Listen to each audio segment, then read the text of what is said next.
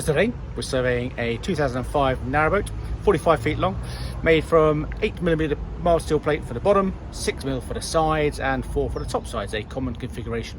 And I'm just going around doing my ultrasonic thickness tests.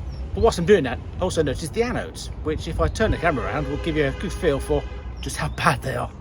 Now, according to the broker, the boat was last out of the water to be blacked in 2012, so 12 years ago. I'm guessing they did the anodes at the same time. And you can see here there's virtually nothing left of either of them. The one on the left, my guess, is an older one, which is clearly pretty much all entirely gone. The one on the right was obviously the one fitted 12 years ago, and as you can see there's barely 5% of that left. So these are providing very little protection. Anodes are fitted to help reduce the rate of galvanic corrosion on other parts of the boat that might be more important, such as the propeller, the shaft, the rudder, the skeg, but also the steel plate.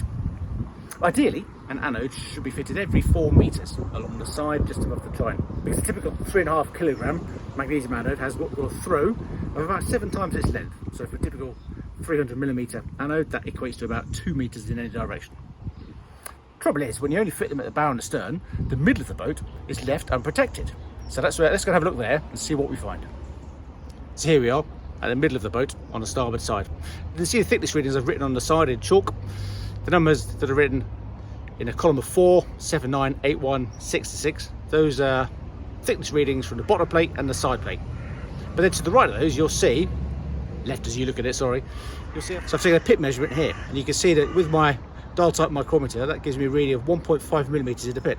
So at a 6mm plate, take away 1.5, that leaves you with 4.5mm of steel left in that pit.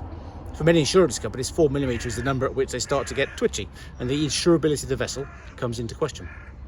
Interestingly, back at the stern, again on the starboard side where I showed you the very weighted anodes earlier, the thickness readings along the bottom of the side plate are also very thin.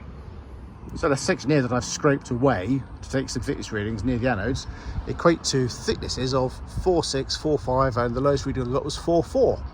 Now that's right next to the anodes, so that probably tells me there's something going on inside, because the exterior surface is quite nice and smooth. So I'll be looking for corrosion around the stern gland. If I find a large puddle of oily, murky water, that'll give me a good clue that there's something going on the inside of the plate. So we noticed a very thin plate on the outside at the aft end of the swim. We've gone inside, and sure enough, what we found is a lot of standing water, because the aft deck scuppers are blocked, so it's filling up with rainwater. There's about 10 centimeters of it in here.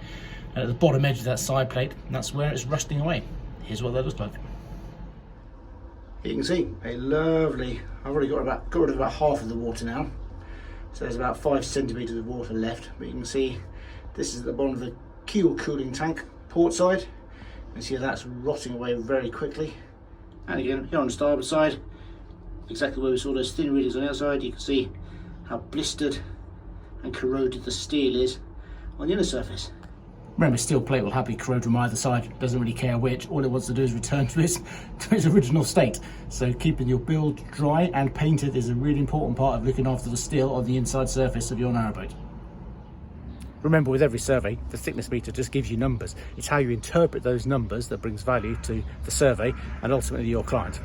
Hope you found it useful. Please subscribe to the channel. Thanks for watching. See you next time.